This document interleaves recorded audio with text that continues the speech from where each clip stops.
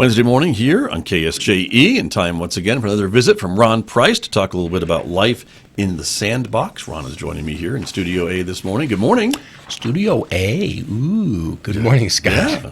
It's always good to be with you. I enjoy these Wednesday interactions with you. Well, good. There's probably another word for it, but interaction is fine. Okay. I think that's the most of sounds positive. Does. Kind of. Yeah. Yeah. We never know what's going to happen. Right. Oh, well. Some people may have negative interactions, but I think you mean it in a positive way. Ooh, did you use that as a segue to what we're going to talk about today?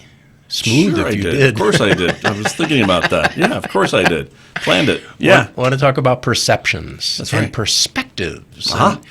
And I'm not sure I'm real clear on the difference, to be honest. I think perspective is an overall arching worldview, if you will, and Right. perceptions is how we look at a given situation or individual or whatever. But Okay. we'll use the words interchangeably since it's your program and you give me permission to do that. All right. Does perceptives have more of a feeling to it than perspectives? You know, maybe, but I think we put, and that's just it, that's a good point. We put feelings to the perceptions, either positive or negative, or the perspectives. Okay. All right. And that can be a good or a bad thing. If our perceptions are accurate, then the emotions attached to them will probably be appropriate. If our perceptions are inaccurate, then the emotions will probably be inappropriate. Yeah.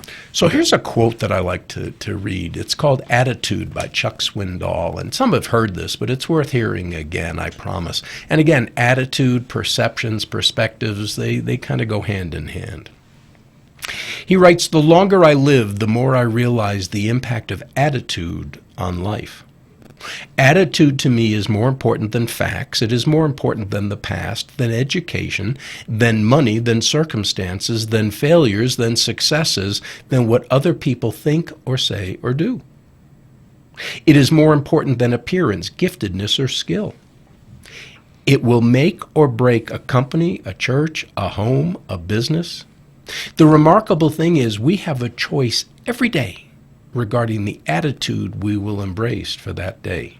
Ooh, can I read that again? The remarkable thing is we have a choice every day regarding the attitude we will embrace for that day.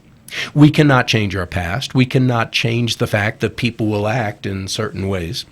We cannot change the inevitable. The only thing we can do is play on the one string we have, and that is, want to guess, Scott?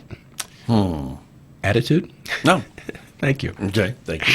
I'm convinced that life is 10% what happens to me and 90% how I react to it.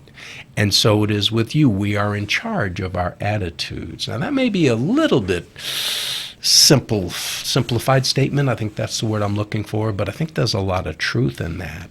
And so I want to share a story that's always meant so much to me. It's a simple story. In fact, I think Kenny Rogers wrote a song about a little boy, a young boy, who was out in the backyard. No siblings, no friends to play with at the moment, but he had a ball and a bat. And so we went out to the backyard just before dinner, and he was going to throw the ball up. He was going to hit it. He was going to go to where it landed, pick it up, hit it back, and just do that a few times. So he picked the ball up and swung that bat, but he missed the ball. The ball fell harmlessly to his feet. He said, "Oh, you know what? I didn't concentrate enough. I gotta concentrate more." So he concentrated on hitting the ball, closed his eyes. This time he was ready, threw the ball up, took a swing, and again missed. Fell harmlessly to his feet. He said, "Oh man, I gotta really concentrate." So he closed his eyes. He imagined himself in the finest baseball stadium in the world.